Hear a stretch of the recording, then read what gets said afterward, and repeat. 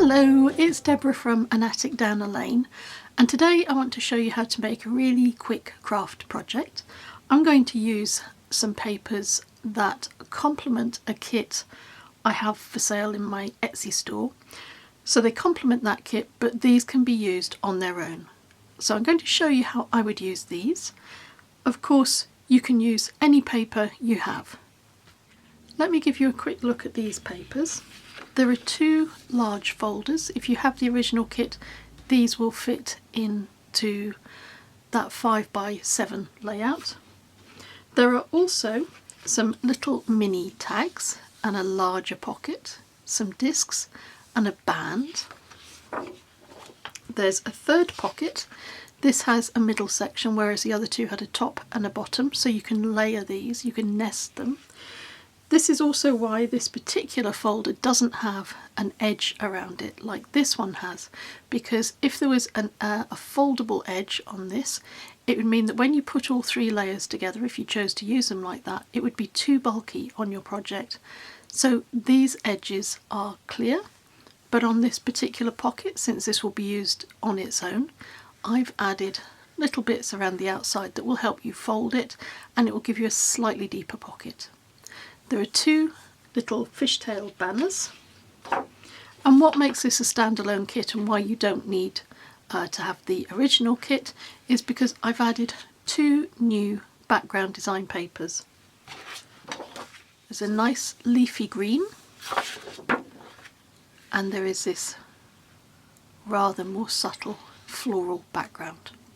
Those are the papers that I'm going to use, and I'm going to start by cutting out all of these elements. I've cut out all of the elements I'm going to use. I just want to quickly show you how these will work if you bought the original kit. This is a journal that I made using the original kit, and this, for example, this pocket, this will fit into your journal. You'd fold this flap in, so that will fit in and create a pocket on the base of your pages. The other way that these files would work is they could be glued or they could be sewn inside your journal, and there's a tab at the bottom, there's a tab in the middle, and there's a tab at the top. If you want to nest these, all you need to do is add them on top of each other, and if you wanted them to be a little narrower, just move them back and cut off where you need your page to end or your pocket to end. All of these have been designed in such a way that if you do cut off an inch or maybe 2 inches off the bottom of your panel, most of the design work is up towards the tab end, so that you won't lose any nice patterns. But I'm going to show you how you can use these independently of the main kit. To begin with, I'm going to take my large pages, and these are 10 inches by 7 inches, and I'm going to fold them in half. I've printed my papers off onto a thick paper or a thin card. It's 160 GSM, and it's what I always use because it's good and sturdy, and it means that I can add extra elements to it. I can stick little things onto it and I can sew things onto it, and it's quite robust for a paper. I'm going to work out exactly where the folds are, and then I'm going to line up my papers, and I'm going to take them to my sewing machine. I'm going to add a row of stitching down here across the bottom and then up this line here, but I'm not going to sew across the top because that's going to be a big secret pocket. We have a start. I've sewn those pages together, and I've left a nice big space here which can be a little pocket. This will fold in that way or that way, and you can decide which way you prefer. Next, I'm going to begin on the inside. I'm going to use all three of my folders, and I'm going to use them as they come, top, middle and bottom. Let's pop that one on the bottom like that. But I want to make sure that they will be able to close. So I don't want the book to close like this and then fold in these little tabs here. So I'm going to set everything up so it is about there, so there's plenty of space between the crease of the book and the top of the tab. Then I'm going to turn it over, line it all up, and put a rough pencil mark in place.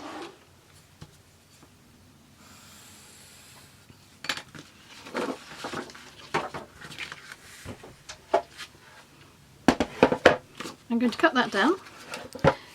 You could cut it down with scissors. I usually do use scissors until I come to long straight lines. Then it's much easier just to use a cutter if you have one. So now that I have my first one cut, all I need to do with the rest is line them up and cut them down on that same line there. The first tab I'm going to add is my middle one onto my top tab. I'm going to grab some glue and I'm going to add little spots of glue to hold it in place. Tiny, tiny little spots of glue, because again I'm going to sew this, but I want to layer them all up first. I'm only going to sew through all 3 layers once, and I need to make sure they'll hold together. But I don't want too much glue on my page because it will hurt my sewing needle. Although I do have a needle on my sewing machine that is only used for when I'm doing gluey, messy projects. So that's the first 2 little pockets together, and I'm going to do the same and add the final little pocket.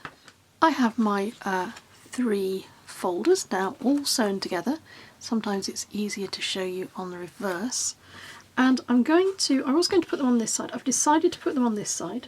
So I'm going to use my glue to glue this in place. Before I glue it all the way around, I have a piece of light ribbon, and I'm going to pop the ribbon in here. I'm going to secure it with a piece of washi tape in the first instance, and then I'm going to glue my pockets over it. I'm going to put it in quite a long way, that's maybe an inch.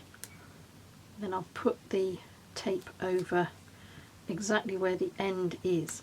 The reason for putting the tape over the end like that rather than over this bit here, just across there say, is because when you're folding things into the pocket you don't want it to catch on the edge of the ribbon, so make sure the washi tape goes over the end of the ribbon and then you won't have that problem.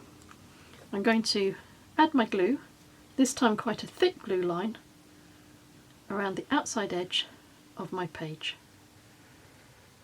And I'm going to take it both under and over my ribbon. Put the ribbon back in place, try and get it straight, and then a bit of glue there. That's nicely caught there. I folded in the flaps on my little pouch, and now I'm going to add some glue to those, because I'm not going to be doing any stitching on this pouch. I'm just going to stick it straight into the front cover, inside front cover of my book. It's not really a book, it's a sort of a triple fold doobie-doo. I've decided I want to add a little extra strength to this edge. So I've stripped down I've taken a strip off this band, just thin enough to add a little bit of extra protection on here, and I'm going to glue that down as well. My new pocket is firmly in place, and that means that I can add the 3 little folders that are designed to fit inside it. And again, they have a left, a middle and a right tab. And the idea of them is that you can write little notes on the back and pop them in. I want to add a thick band on this page here, and to do that I'm going to cut down one of my folders. There's a couple of ways I could do it. I could cut it down in such a way that I was going to use this bit, or I was going to use just a plain edge. I'm going to cut it down and then I'm going to decide how I'm going to use it. So I can use it that way, or I can use the plain piece. And I think I'm going to use the plain piece. Perhaps I'll find a use for this piece later on. I'm going to add a line of glue top, edge and bottom, and that will give me a useful tuck space. So I'm going to make it still really easy to fold there. So that is my edge piece, and I could stick other folders in there like that. It's also nice and light, so if you wanted something you wanted to post to somebody, journals can be quite heavy to post depending on how much you put in them, whereas this is really nice and light, and it would fit in a large envelope as long as the envelope was protected with a thick piece of card to stop anything being bent. I want to do some work on the front of my journal now, so I'm going to fold the pieces in. I also want to add my second piece of ribbon before I forget to do that. So I'm going to fold it in like that and like that, and this becomes one of my covers. I have a green one and I have a blue one. I also want to add my ribbon in about here. I've already cut it off so I don't forget. So I know that that is going to go in there. And I've used the ribbon underneath as a guide for where I need to stick this top piece of ribbon. And again, I'm going to add a little line of washi tape and make sure that I cover over the edge. The washi tape will also be covered up because this is how I'm going to use the piece of my folder that I left over again. And I'm going to glue top, middle, top side, top, middle and bottom, top, side and bottom. And all of that there helps to grab my ribbon again. I have one of my little banners that has a fishtail style cut out of the bottom, and because I rather like the match up of this paper and this paper, I'm going to put it over the top here. It holds everything together, it holds all the colours together in a way that I quite like. I have another folder, this time with the middle section, and I'm going to cut this down as well. I'm not going to take quite as much off this as I did from the other one, but I want it to sit nicely on the inside page of my book. I'm going to glue that down. By opening out the book, I reduce the risk of gluing the wrong thing to the wrong bit. Let's take a look at how our completed book looks. We've got our nice ribbon closure which sits on this edge, which is quite a nice feature. Got an interesting cover on the front, and of course you can continue to decorate this. I just want to show you the foundation for which you can then build on. The back page also has interest, and we have a workable couch. I like that all of these are workable areas, so they're all areas that you can tuck things into, and it means that this is a little book of surprises. So if you imagine making this as a gift for somebody, and I hope you can see how quickly this came together, it's a nice thing that you could add little photos in. So if you're giving it to somebody for their birthday, you could add little photos into these tuck spots. And when we open the book up, we've got interest on that inside page there, and also in the centre of the book. You could write little things about events that you shared or things that you did together. And it's nice and light, as I said. If you need to send something through the post, this is a really lightweight little thing that you can send. That's how our finished project looks. I hope you found that useful. I hope you might try and give that a go with your own papers. As always, thank you very much for your time. Thank you for watching, and until we meet again, take care.